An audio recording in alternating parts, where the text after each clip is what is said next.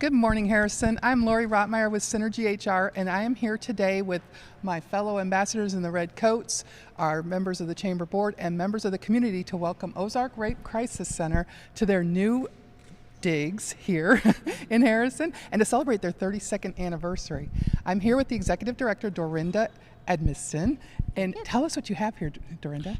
Well, I just want to thank you all for being here, and I want to welcome each of you to be here to celebrate our 32nd anniversary and our new beautiful space. We're actually on the 3rd floor, and we will be offering tours shortly, once we finish all of this.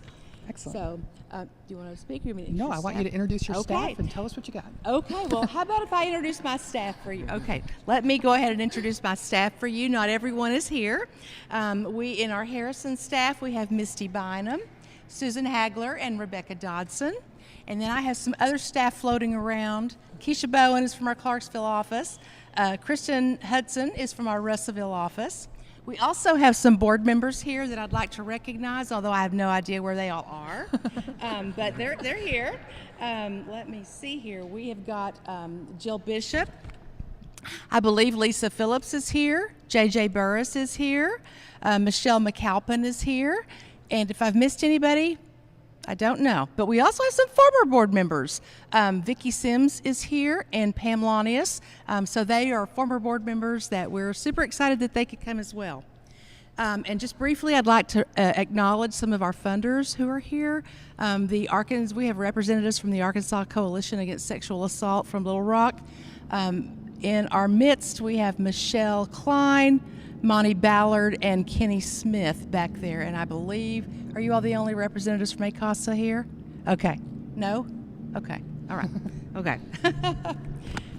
But just want to let you know that back in 1992, this organization opened. We had 1.5 staff members, and we had one small office. And what we were doing is serving the survivors of rape and sexual assault here in Boone County.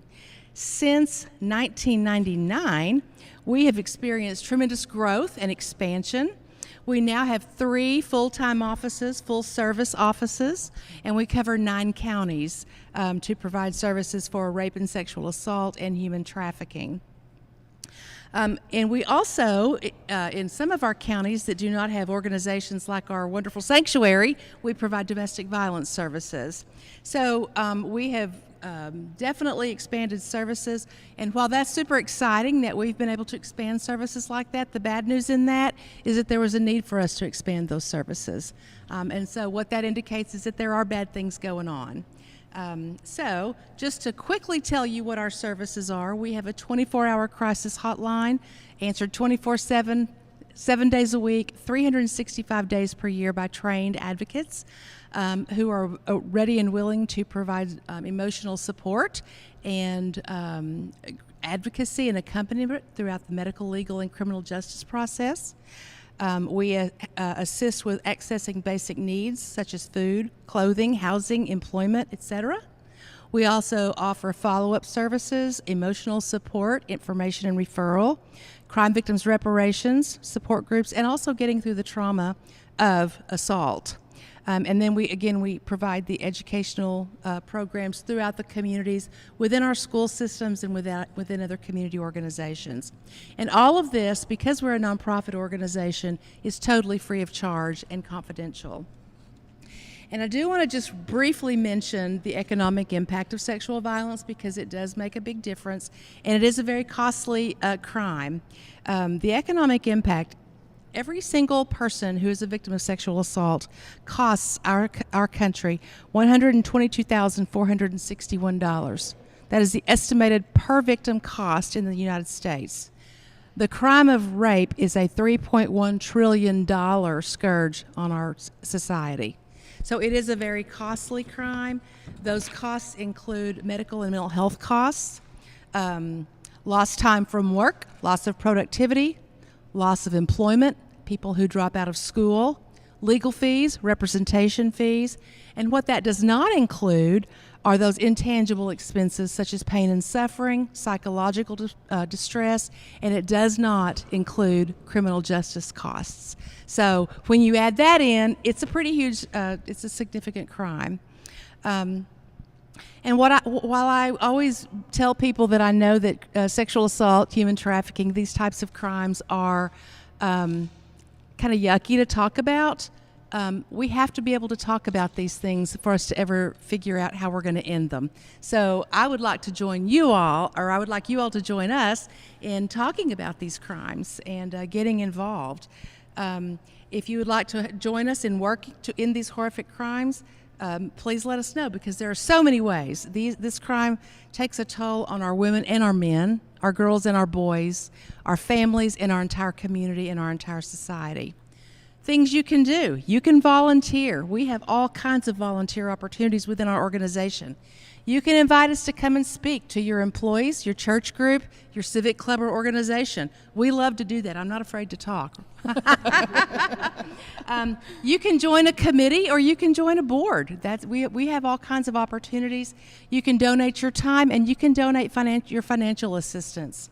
So many ways, and we can get creative. The need is great. We have survivors. We had a survivor just the other day that the one thing she didn't have, she had just gotten out of a situation and was needing to find another job, and the one thing she could not come up with the money for is to buy a pair of clean shoes to wear for a job interview. I mean, so it's not always necessarily big, huge, things that are needed, but the need is so great.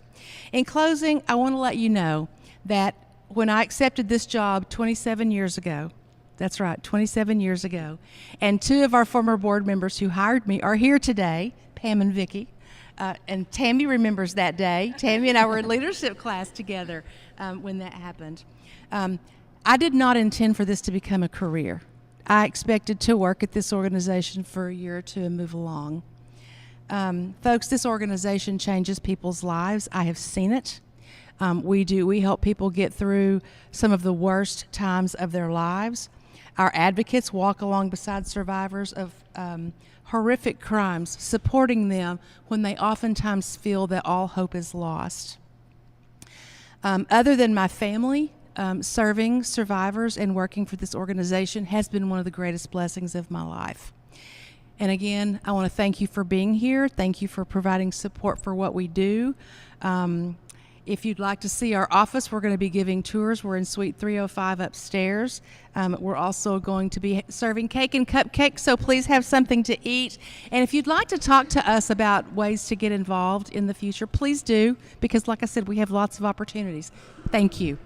Well, that's great. Now, you've said the third floor, but you didn't say where. So we're in Signature Tower there on the third floor.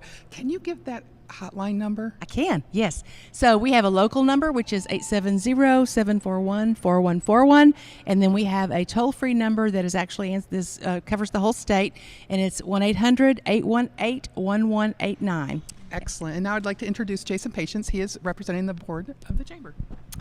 Thank you, and welcome. On behalf of the board, we do want to welcome you to the Chamber and welcome you to this great space that you all have here.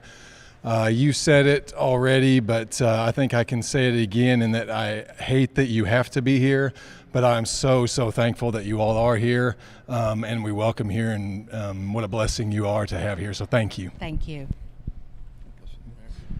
Thank you. Hi, I'm Donna Bramer, representing the Mayor Jackson and the city today, and like Jason said, we're sad that your services are needed, but we are so grateful that you're here to provide this for our area. And I know you're going to have wonderful office up there and wonderful space, and you want people to come by and see you. Yes, we do. And be prepared. So thank you for all you do for our city. You. We appreciate that. And now our chamber president. Thank you, ma'am. I just want to echo the comments of the mayor and of Jason Patience, and welcome you here. We're thankful that you're here. The community is appreciative of the services that you offer. We're glad that you're a member of the chamber. If there's anything that we can do, the community and the chamber especially supports you and backs you, and we're just happy to have you here. So with that said, let's cut that ribbon. Let's do it. Okay. Who wants you want all that? Yeah, let's do it. Yeah. Okay. 1, 2, 3. There you go.